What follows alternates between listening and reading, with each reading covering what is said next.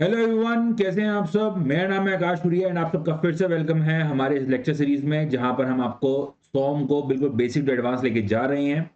तो चलिए शुरू करते हैं। एक छोटी सी अनाउंसमेंट है कि कृपया करके आप कोच माय ड्रीम 2.0 को सब्सक्राइब कर लीजिए।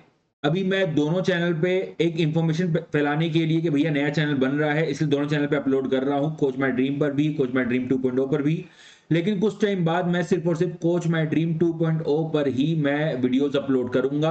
तो कृपया करके वो वाला चैनल सब्सक्राइब कर लीजिए। तो चलिए शुरू करते हैं। तो पिछले लेक्चर में मैंने आपको स्ट्रेस टेंसर के बारे में बताया था। मतलब ये टॉपिक रहता था, तो वही उसके आगे से हम कंटिन्यू करते हैं। तो स्ट्रेस टेंसर क्या होता है, जरा इस बात को समझ लीजिए। चलिए देखिए, एक क्वांटिटी होती है हमारी स्केलर, एक होती है वेक्टर। एक स्केलर और दूसरी कौन सी होती है, वेक्टर। स्केलर में आपको यहां पर क्या क्या चाहिए, सिर्फ और सिर्फ ऐसी क्वांटिटीज जिनके पास यहां पर मैग्नीट्यूड होता है, उनको हम स्केलर क्वांटिटी में रखते हैं। वेक्टर में उनको रखते हैं जिनके पास मैग्नीट्यूड प्लस डायरेक्शन चाहिए होती है। आई डायरेक्शन चाहिए होती है उनको बताने के लिए कि भैया वो कहां पे एक्ट कर रहे हैं। तो यहां पर इस बात को समझिए ढंग से। यहां पर अगर मैं बात कर रहा हूं स्ट्रेस की, तो स्ट्रेस आपका यहां पर स्केलर क्वांटिटी है या फिर वेक्टर क्वांटिटी है, जरा मुझको यह बताइए। क्योंकि स्ट्रेस के पास यहां पे मैग्नीट्यूड भी है, ठीक है। फॉर एग्जाम्पल मैंने बोल दिया 5 न्यूटन पर एमएम स्क्वायर, ये मेरे पास क्या है, मैग्नीट्यूड है। स्ट्रेस के पास क्या डायरेक्शन है, हाँ स्ट्रेस के पास डायरेक्शन भी है। कैसे है, जरा इस बात को समझ लेते हैं, एक मिनट दीजिए मुझे।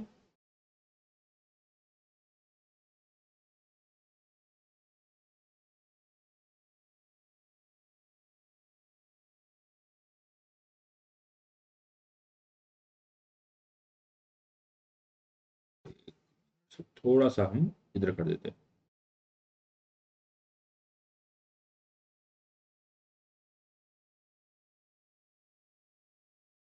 ठीक।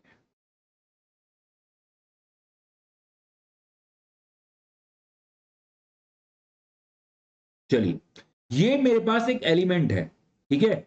मैं इसके ऊपर स्ट्रेसेस लगा रहा हूं। तो स्ट्रेस आपका यहां पे टेंशन में भी हो सकता है और यहां पर क्या हो सकता है, कंप्रेशन में भी आपका स्ट्रेस आ सकता है। तो इसके बाद डायरेक्शन भी हो गई, किस डायरेक्शन में लग रहा है, इस डायरेक्शन में लग रहा है या फिर इस डायरेक्शन में लग रहा है। अब जरा इस बात को समझिए। क्या 5, मैं कह रहा हूं टेंशन में लगा है 5 न्यूटन पर एमएम स्क्वायर का स्ट्रेस। तो क्या 5 न्यूटन पर एमएम स्क्वायर का जो स्ट्रेस टेंशन में लगा है, क्या वो इसी प्लेन पे लग सकता है, क्या नहीं। वो आपका इस वाले प्लेन पर भी लग सकता है।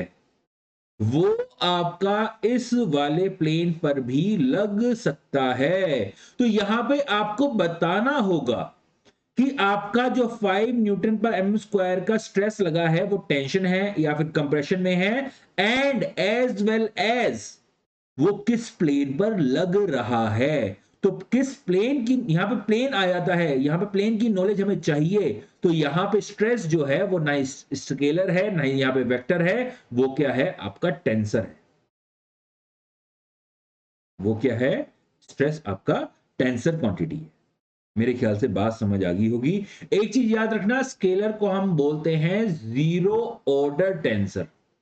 जीरो ऑर्डर टेंसर, वेक्टर क्या बोलते हैं, फर्स्ट ऑर्डर टेंसर। इस चीज को याद रख लेना, zero order and first order. और यहां पे स्ट्रेस को हम क्या बोलते हैं, सेकंड ऑर्डर टेंसर। मेरे ख्याल से बात समझ आ गई होगी, आपको इसमें कोई भी दिक्कत नहीं होगी, ठीक है। चलिए, वही चीज यहां पे लिखी हुई है, जरा इसको देख लेते हैं। यहां पे क्या लिखा हुआ है, यहां पर कह रहा है magnitude has only one dimension, तो hence it is zero order. 3 की पावर 0, तो एक वन डायमेंशन आ जाएगी, ठीक है, तो वन डायमेंशन आ गया। नेक्स्ट डायरेक्शन है 3 dimension, X direction, Y direction, Z direction, therefore it is first order tensor. तो 3 की पावर 1, तो 3 direction X Y and Z. Stress is 9 dimension, 9 कौन सी, ये 9 डायमेंशन। क्लियर है? तो ये क्या हो गया? Second order tensor. चलिए, तो ये सब चीजें आपको ऑलरेडी बता दी हैं। अब हम आते हैं डिजाइन ऑफ मेंबर्स के बारे में। ठीक है,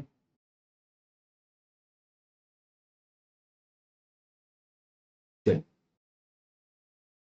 यहां पर यहां पर एक कंसेप्ट आने वाला है अलाइबल स्ट्रेस का। इसका मतलब क्या है, जरा इस बात को समझ लीजिए। मैं ये कह रहा हूं कि मान लीजिए आप पापा बन गए हैं। आप क्या बन गए हैं? पापा बन गए हैं।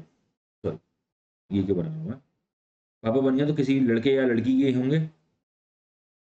ये आप पापा बन गए, ठीक है। ये आपका कोई बच्चा है।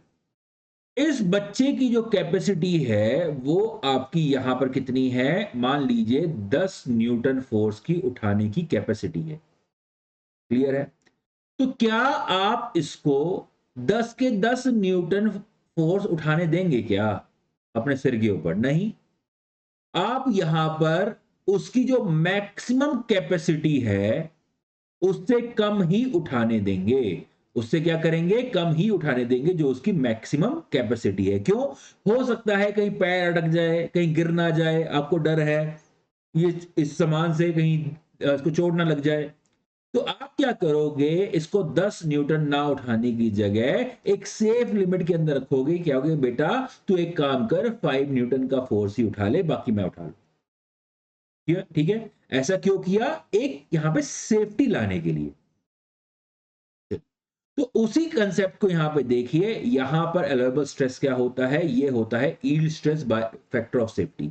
याद रखिएगा, ये फॉर्मूला जो अप्लाई होता है ये आपका डक्टाइल मटेरियल में ही अप्लाई होता है। सर डक्टाइल मटेरियल क्या होता है? हमें क्या पता हम किस मटेरियल डक्टाइल बोले, जरा उसके बारे में सुन लीजिए। यहां पे हम डक्टाइल मटेरियल उसको बोलते हैं जिसका पोस्ट इलास्टिक स्ट्रेन जो होता है it is more than 5%। It is more than 5%। Clear है? सर पोस्ट इलास्टिक स्ट्रेन क्या होता है, जरा उस बात को समझ लीजिए। थोड़ा सा मैं इसको इधर कर देता हूं ताकि यहां पर बना सकूं। चलिए, पोस्ट इलास्टिक स्ट्रेन को भी समझ लेते हैं हम यहां पे स्ट्रेस स्ट्रेन डायग्राम बना रहे हैं। ये आपने बेसिक में पढ़ रखा है अपने माइल्ड स्टील का। इसको मैं डिटेल कंप्लीट डिटेल में बताऊंगा, घबराने की जरूरत नहीं है। ठीक है, चलिए, यहां पर मैं क्या कह रहा हूं कि मेरे पास यहां पर एक एलिमेंट है। मैं इसके ऊपर फोर्स लगा रहा हूं। जैसे ही मैं इसके ऊपर फोर्स लगा रहा हूं इसकी लेंथ जो है वो इंक्रीज होगी। जैसे ही मैं इसको छोड़ूंगा ये वापस अपनी शेप को रीगेन कर लेगा। फिर मैं और फोर्स लगाऊंगा, थोड़ा और डिफॉर्मेशन आएगा, फोर्स छोड़ूंगा ये वापस अपनी शेप को रीगेन कर लेगा। फिर मैं बहुत ज्यादा फोर्स लगाऊंगा तो ये क्या होगा? ये इस तरीके से डिफॉर्म हो जाएगा। इसकी लेंथ इंक्रीज यहां पे क्या होगी? इंक्रीज हो जाएगी। लेकिन अब अगर मैंने छोड़ा इसे तो वापस अपनी शेप रीगेन नहीं कर पाता। जो इसकी फाइनल शेप होती है वो कुछ ये हो जाती है। तो यहां पर क्या आ गई है? ये आ गई है परमानेंट डिफॉर्मेशन। हां, इतना जो ये वाला पोर्शन है इसने वापस रीगेन कर लिया है। वापस क्या कर दिया है? वापस रीगेन कर लिया है। लेकिन जो बाकी ये वाला जो पोर्शन बचा हुआ है जिसको मैं ग्रीन से हाईलाइट कर रहा हूं, ये वाला पोर्शन जो है इसमें क्या आ गई है? परमानेंट डिफॉर्मेशंस आपके पास आ गई हैं। आई होप ये बात क्लियर हो गई होगी। चलिए, अब देखिए इस बात को बहुत ढंग से। तो यहां पर आप इतनी बात समझ गए हैं कि यहां पर एक सर्टेन लिमिट तक ही, एक सर्टेन लिमिट तक ही ये क्या होगा? वापस अपनी शेप रीगेन करेगा। अगर उससे ज्यादा फोर्स लगाते हैं तो इसमें परमानेंट डिफॉर्मेशन आ जाएगी। तो यहां पर एक पॉइंट आ जाता है यहां पर जिसको बोलते हैं हम इलास्टिक लिमिट। ठीक है, इसको हम क्या बोलते हैं? इलास्टिक लिमिट बोलते हैं कि भैया इसके अंदर जितना मर्जी फोर्स लगा लीजिए, इसके बाहर लगाया तो इसमें परमानेंट डिफॉर्मेशन हमेशा रहेंगी। ये वापस अपनी शेप रीगेन नहीं कर पाएगा। इसके बाद इस वाले पॉइंट ये आ गई आपकी इलास्टिक स्ट्रेन। इसके बाद जो भी यहां पे स्ट्रेन आ रही है यहां से लेके यहां तक, जहां तक ये फ्रैक्चर हो रहा है, post elastic strain, it should be more than 5%। It should be more than 5%। तो डक्टाइल मटेरियल हम उसी को बोलेंगे जिसकी पोस्ट इलास्टिक स्ट्रेन क्या होगी, 5% ज्यादा होगी। अगर नहीं है उसको हम बोलते हैं ब्रिटल मटेरियल। फॉर एग्जांपल अगर मैं यहां पे कंक्रीट का स्ट्रेस स्ट्रेन डायग्राम बनाऊं,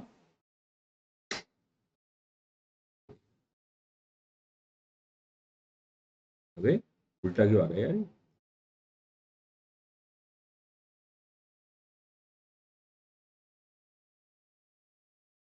ये भगवान, ऊपर से नीचे आते हैं ना, ऊपर ऊपर से नीचे आ रहा है ना, इधर से इधर आ रहा है, क्या हो गया इसको, उल्टा हो गया है।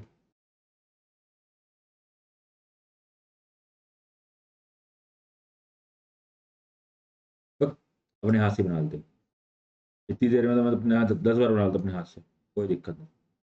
ये आपकी क्या हो गई है, यहाँ पे आपका यहाँ पर एक स्ट्रेस डायग्राम बन गया फॉर आपका कंक्रीट के लिए। तो यहाँ पर क्या होता है, यहाँ पर कहीं आपकी इलास्टिक लिमिट होती है, यहाँ पर क्या होता है आपका फ्रैक्चर हो जाता है। तो यहाँ पर आपका पोस्ट इलास्टिक स्ट्रेन जो होता है, it is not more than 5%, it is not more than 5%। चलिए, तो ये आपका क्या हो गया, ब्रिटल मटेरियल। तो ये अलाइबल स्ट्रेस का फॉर्मूला क्या है, it is yield stress divided by factor of safety. हाँ सर, यहाँ पे यील्ड स्ट्रेस क्यों लिया, ये भी क्वेश्चन बन जाता है, सर यील्ड स्ट्रेस ही क्यों ले रहे हैं, जबकि ब्रिटल मटेरियल में फैक्टर ऑफ सेफ्टी जो लगता है अल्टीमेट स्ट्रेस पे लगता है, लेकिन डक्टाइल मटेरियल में आपका जो फैक्टर ऑफ सेफ्टी लगता है वो आपका यील्ड स्ट्रेस पे लगता है। क्लियर है सर, ऐसा क्यों होता है, जरा उस बात को भी समझ लीजिए, ये बात भी अच्छी आपने पूछ ली। चलिए देखिए इस बात को बहुत ज्यादा ढंग से देखेंगे। यहां पर इसको थोड़ा सा और इधर कर लेते हैं, ठीक है। यहां पर अब एज्यूम कीजिए आपने बहुत पैसा कमा लिया है, ठीक है, और आपने यहां पर एक बहुत आलीशान घर बनाया है, आपने यहां पर एक बहुत आलीशान घर बनाया, ये आपका आलीशान घर। क्लियर है, अब देखिए यहां पर एंट्री जैसे हो रही है, एंट्री में आपने क्या किया है, एक यहां पर शैंडिलियर लगाना है, एक शैंडिलियर लगाना है यहां पर। उसके लिए आपने क्या किया, यहां पर एक रोड डाल दी छत पे, और इसके नीचे यहां पर एक शैंडिलियर लगा दिया। तो शैंडिलियर को हिंदी में क्या कहते हैं, मैं देख लेता हूं।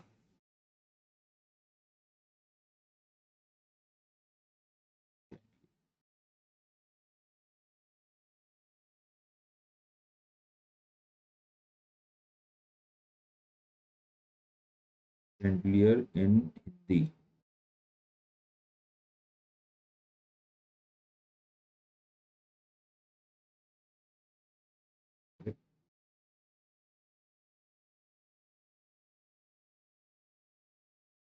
हिंदी में क्यों नहीं है,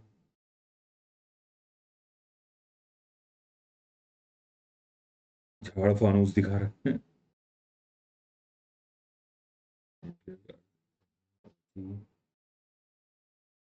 चलो आपको पता ही हो, नेट पे सर्च कर लेना यार, इसमें कहीं कहीं कुछ नहीं आ रहा। शैंडिलियर ऑर्नामेंटल, झाड़ फासून फानूस लिखा है, झाड़ फानूस जो भी होगा, चलो छोड़ो। तो यहाँ पे क्या होता है, ऊपर जो लाइटें वाइटें होती हैं, जिस जो ऊपर से गिरता है हीरोइन मर जाती है, ठीक है, यहाँ पे आपने एक बढ़िया सा शैंडिलियर लगाया है, ठीक है। आप यहाँ पर खड़े हुए हैं, अब समझिए, शैंडिलियर जो होता है इसका वजन बहुत ज्यादा होता है, इसका वजन बहुत ज्यादा होता है। क्लियर है, ये आपने ऊपर एक डक्टाइल मटेरियल की रोड लगा रखी है जिसके ऊपर शैंडिलियर टिका हुआ है। अब देखिए, अगर यहां पे शैंडिलियर का वजन बहुत ज्यादा है, जिसकी वजह से आपकी डक्टाइल मटेरियल में ईल्डिंग हो जा रही है, अगर वो ईल्डिंग हो जा रही है तो यहां पर क्या होगा, उसमें यहां पे स्ट्रेन इंक्रीज हो जाएगा। ये जो शैंडिलियर की जो रोड है उसकी लेंथ इंक्रीज हो जाएगी, ये रोड जो ऊपर है उसकी लेंथ इंक्रीज हो जाएगी इस तरीके से, और जो शैंडिलियर है वो कुछ यहां तक आ जाएगा। क्लियर है, अब जब आप यहां पे घर के अंदर एंट्री लेंगे, जब आप घर के अंदर एंट्री लेंगे तो ये आपके मुंह पे लगेगा, ठीक है। अभी रोड फेल नहीं हुई है, अभी रोड में फ्रैक्चर नहीं हुआ है, सिर्फ और सिर्फ क्या हुआ है, उसकी ईल्डिंग हो गई है, उसमें बहुत ज्यादा डिफॉर्मेशन आ गया है। अब वो आपके मुंह पे लग रहा है, क्या ये अच्छी बात है, नहीं। तो डक्टाइल मटेरियल में क्या होता है, हम जो यहाँ पे उसका फेलियर मान लेते हैं वो यील्ड स्ट्रेस पे ही मान लेते हैं। वो हम क्या करते हैं, यील्ड स्ट्रेस भी मान लेते हैं। क्यों? क्योंकि उसके बाद उसमें डिफॉर्मेशंस बहुत ज्यादा आ जाती हैं, जिसकी वजह से वो मटेरियल हमारा काम का नहीं रहता है। लेकिन ब्रिटल मटेरियल में आपका यहाँ पे यील्डिंग वगैरह नहीं होती है, इसलिए हम उसमें क्या लेते हैं, वो हम अल्टीमेट स्ट्रेस को लेके चलते हैं। To calculate the allowable stress, वो क्या होगा, ultimate stress divided by factor of safety.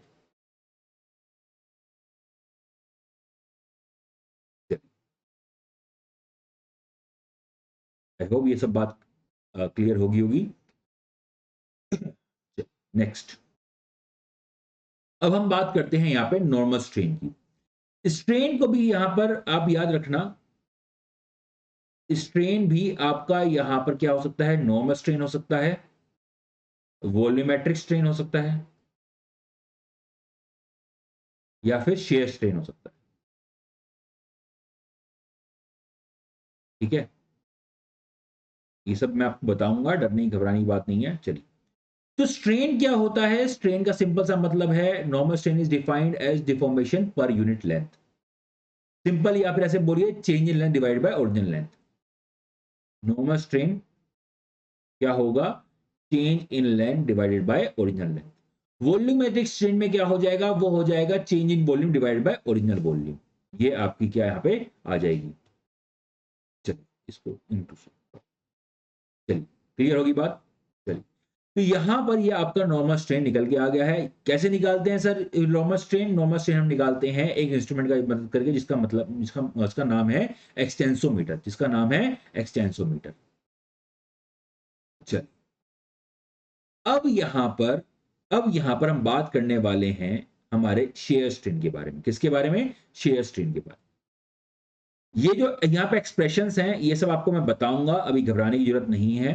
पहले मैं इसको समझा दूं, ठीक है, एक डायग्राम में समझाऊंगा, उसमें ही आपको ये सब चीजें समझ आ जाएंगी। चलिए, आपको याद है मैंने ये एक बॉडी दिखाई थी आपको, और आपसे कहा था इसको याद रखना। क्लियर है? पिछले लेक्चर्स में मैंने कहा था ये डिफॉर्म शेप को याद रखना, हाँ या ना? आई होप ये बात आपको याद होगी। चल, अगर याद है तो अब इसी को हम यूज करते हैं। घबराना नहीं है, बहुत ही चीजें आसान है। ठीक है,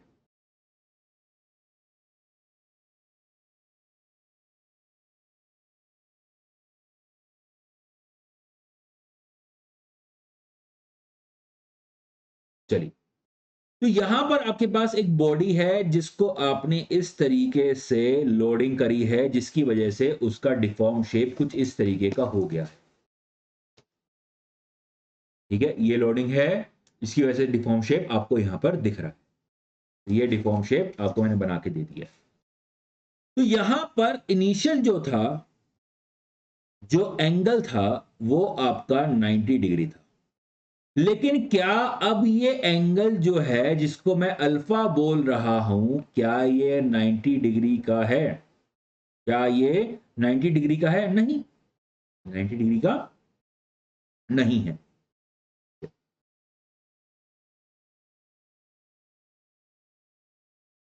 ये जो एंगल है इसको मैं थीटा बोल रहा हूं। ये जो थीटा है, this is your shear strain. तो यहां पे यही क्या है, शेयर स्ट्रेन है। यही क्या है, आपका शेयर स्ट्रेन है। तो क्या मैं थीटा को यहां पे 90 माइनस अल्फा लिख सकता हूं? हाँ, लिख सकता हूं। और 90 माइनस अल्फा क्या हुआ, this change in angle 90 minus alpha, यहां पे क्या हुआ, this is your shear strain. This is your shear strain. चलिए, अभी तो मैंने यहां पे सिर्फ और सिर्फ इस तरीके से लोडिंग लगाई थी। अगर मैं लोडिंग ऐसे भी लगा दूं तो, अगर लोडिंग मैं ऐसे भी लगा रहा हूं, तो आपका यहां पे जो शेप हो जाएगा वो कुछ इस तरीके का हो जाएगा।